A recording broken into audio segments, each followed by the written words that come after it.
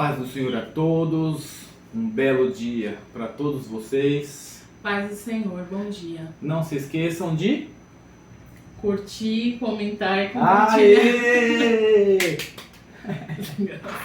Coloca nos comentários se faz sentido para vocês isso aqui que a gente está falando, tá bom? Hoje o devocional é no capítulo 9 do Evangelho de Mateus ainda, tá?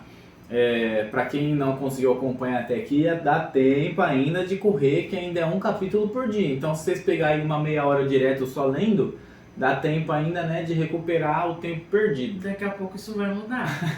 A gente vai começar... Não conta, senão eles não voltam mais. Não, porque senão não dá tempo da gente terminar o ano, né? Então, daqui a pouco isso vai aumentar. Então, aproveita enquanto é um. Porque daqui a pouco muda. Corre.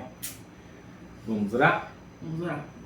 Senhor, meu Deus e meu Pai, obrigado, Senhor, por este dia. Abençoa o nosso devocional, nos dá sabedoria, abre nossas mentes, revela a Tua palavra.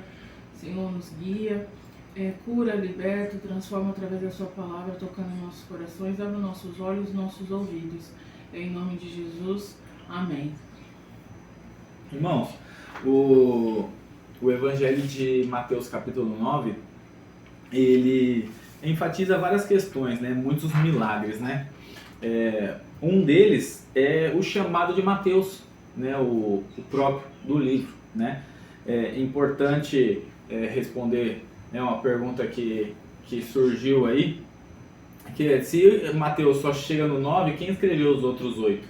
Né? Só que Mateus ele vai relatando as coisas, né? E depois Lucas escreve, quando Lucas chega, Lucas escreve tudo, né, para eles. Então, quem escreveu Mateus foi Lucas. E a parte anterior foi com os relatos dos outros 12. Mas hoje eu queria começar aqui pelo versículo 9, Bruno, o chamado de Mateus, né? Mateus, para quem não sabe, ele era um coletor de impostos, né? Ele trabalhava para Roma, e o versículo 9 diz assim: quando Jesus saiu dali, viu um homem chamado Mateus sentado na coletoria e lhe disse: siga-me. E ele se levantou e seguiu, né? Tipo, a mãe de Mateus nunca ensinou ele a não conversar com estranhos, né? Tipo, do nada, levanta e vem. Ele se levantou e o seguiu. Estando Jesus à mesa, à casa de Mateus, muitos publicanos e pecadores vieram e tomaram lugares com Jesus e os seus discípulos. Vamos lá. Publicanos e pecadores. Publicano era a função de Mateus, um coletor de impostos. Vendo isso, os fariseus, que eram os mestres da lei, né, os perfeitos, perguntaram aos seus discípulos e disseram assim: por que o mestre de vocês come com publicanos e pecadores? Mas Jesus, ouvindo, disse: os sãos não precisam de médico, e sim os doentes. Vão e aprendam o que significa quero misericórdia e não sacrifício. Jesus, primeiro, ele se refere a isso aí por quê? Porque os fariseus, eles aprenderam com a lei de Moisés, então era o tempo todo fazendo sacrifício, né? Mas eles não tinham misericórdia dos outros, eles não tinham misericórdia do seu próximo.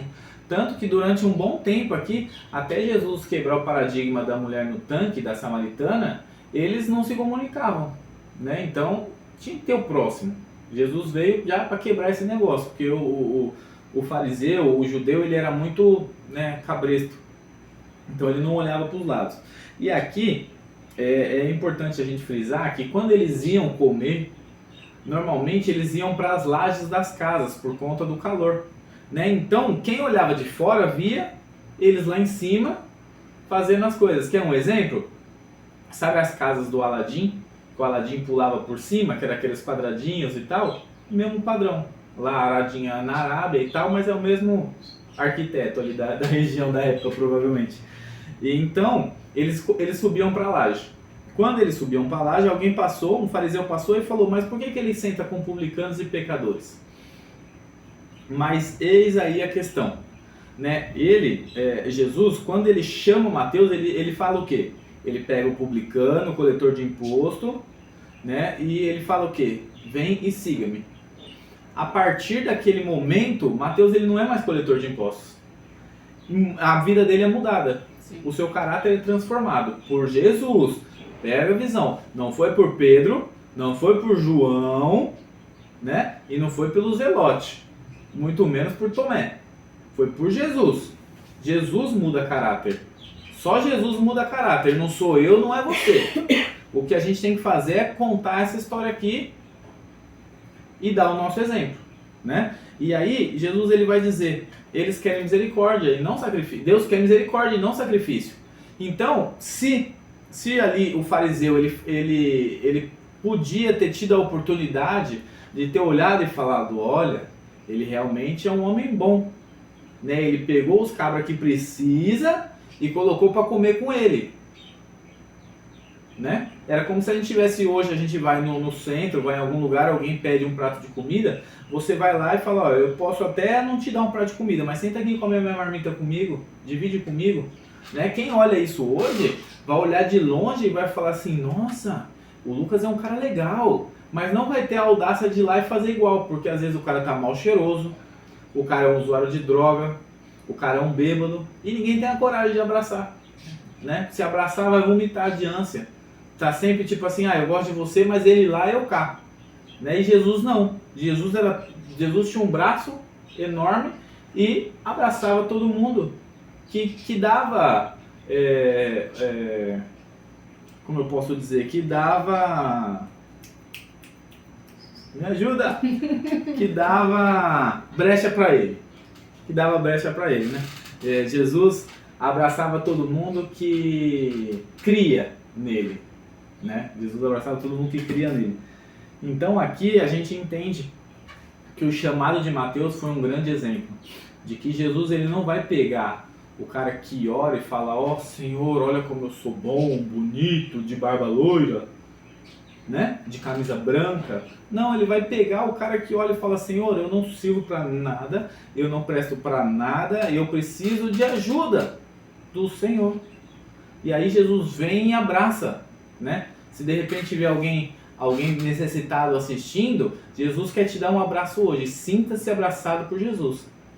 Não era o caso de Mateus, ele não era mal vestido, né? Só para poder entender o de Mateus. Mateus era bem vestido. Mateus era bem vestido, ele era cobrador de impostos, né? Sim.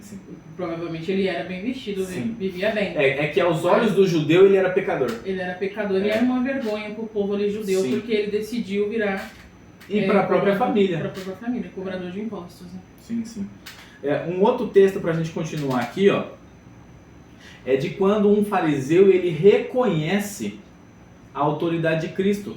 Que no versículo 18, o meu título diz assim, Bruna, o pedido do chefe da sinagoga. Se ele era chefe da sinagoga, ele era fariseu. Só que ele era um fariseu que era mais solidário, né? Que era mais consciente da sua realidade, que ele sabia que ele não alcançava nada. Aí ele chega para Jesus e fala assim, enquanto Jesus lhe dizia estas coisas, eis que um chefe da sinagoga aproximando-se adorou e disse, minha filha morreu agora mesmo, mas venha impor a mão sobre ela e ela viverá. E Jesus se levantou e o seguiu juntamente com os seus discípulos. Ó, a Bruna queria que eu desse um spoiler aqui sobre as referências que a gente tem marcado aqui. Mas esse chefe da sinagoga se chama Jairo, né? E a menina tinha 12 anos de idade. Ela tinha 12 anos de idade. Só que aí, ele vem e ele chama Jesus. Aí Jesus se levantou e o seguiu, juntamente com seus discípulos. Então Jesus aceitou o pedido e falou, vamos lá. No meio do caminho, a palavra vai nos dizer que uma mulher que já sofria há 12 anos... Ela não era uma menina que tinha 12 anos e morreu. Ela só sofria 12 anos, fora o resto da vida dela. Porque aqui fala que ela era uma mulher, então menor de idade provavelmente ela não era. E aí vai dizer que ela veio por trás e tocou em Jesus. Só que ela sofria de uma hemorragia, de um fluxo de sangue. E quando ela toca em Jesus, ela é curada na mesma hora. Mas aí o Jesus que ele estava seguindo Jairo, ele para, ele olha para trás e fala, alguém me tocou. Mas a pergunta que fica não é ela foi curada ou não, a palavra está dizendo. Mas a pergunta que eu deixo, e o compromisso que ele tinha com o Jairo? Jairo agora tinha que esperar. Por quê? Porque gerar testemunho dói. Ai. Gerar testemunho? Dói. Ele teve que esperar. Ele teve que esperar mais tempo. Só que aí, Jairo tinha o exemplo da mulher de fluxo de sangue. Porque ela já estava há 12 anos esperando o milagre. E ele provavelmente durante 12 anos curtiu a filhinha dele. E ela morreu com 12. Né? Então, o que aquela mulher todo o tempo esperou, Jairo era feliz. E aí Jesus não deixou de atender ele, mas atendeu alguém mais necessitado antes. Por quê? Porque Jairo também precisava aprender que Jesus faz o seu milagre, mas ele vai fazer na hora dele e não na sua. Forte. Doído, hein? Ele vai fazer na hora dele e não na minha e na sua. Passado isso, vem os fariseus de novo. Lá no versículo 32, Jesus, eles saíram e eis que trouxeram até Jesus um mudo endemoniado. E assim que o demônio foi expulso, o mudo passou a falar. E as multidões se admiraram, dizendo: jamais se viu tal coisa em Israel. Mas os fariseus, tinha que ser os fariseus. Você quer falar alguma coisa dos fariseus? Sempre os fariseus. Eu tenho que ficar quieto aqui, senão eu vou xingar o fariseu, você não. Sempre os fariseus. Sempre os fariseus. Os perfeitos, os bem-amados, os ricos, bem vestidos, bem alimentados. Esses são os fariseus. Sejam bem-vindos. Será que de repente a gente acha um fariseu aí depois para comentar alguma coisa? Que tem alguma coisa tem alguma coisa errada aqui? Aí, olha o que Jesus... Aí, olha o que eles disseram quando Jesus expulsa o demônio. Primeiro, Jesus expulsa o demônio e o homem volta a falar. Né? A palavra, e depois que o demônio foi expulso, o mudo passou a falar. Então ele não tinha uma deficiência física, ele tinha um demônio que o perturbava e não deixava que ele falava. Provavelmente, né, ele devia falar muito igual eu, aí o demônio foi e falou: não, você fala demais, toma. Aí os fariseus chegam e falam assim: mas ele expulsa os demônios pelo poder do maioral dos demônios, né? Tem traduções que vai falar: ele expulsa os demônios porque ele é o príncipe dos demônios. Olha que forte isso aqui. Nunca, jamais, never, você pega alguém que trabalha a favor de Deus, que profetiza a favor de Deus e fale que aquilo não é de Deus, que aquilo é do demônio. E esse julgamento só vai caber a Deus. Esse julgamento só vai caber a Deus. Se era ou se não era, a palavra vai nos dizer que quando for apresentadas as obras, o Senhor vai olhar e vai falar: não te conheço. E a pessoa vai clamar e vai falar: mas eu expulsei demônio em teu nome, eu fiz isso, eu fiz aquilo. E o Senhor vai falar: não te conheço. Então esse julgamento aqui cabe a Deus, sabe por quê? Porque quando você atribui algo de Deus, da parte de Deus, a um demônio, isso é uma blasfêmia contra o Espírito Santo. E a blasfêmia contra o Espírito Santo é um pecado que a Bíblia diz que não tem perdão. Olha que dor. Então, nunca blasfeme contra o Espírito Santo. Se você acha que A ou que B não faz parte do corpo de Cristo, fecha a boquinha, não fala nada e, como diz Jesus mesmo no outro texto, bate a poeira, né? Quando não recebem ele na cidade dele, ele bate a poeira e pum, próxima cidade. Você não tá feliz, ou você é a diferença, ou você pega suas malas e cai fora, vai para outro lugar. Vigia, tá bom? Né? Vigia o tempo todo. Porque cabe ao Senhor separar o joio do trigo. Não cabe a nós. E quando a gente tenta fazer isso, a gente peca. Né? Porque só julga quem acha que é melhor que os outros. Só julga quem acha que é melhor que os outros.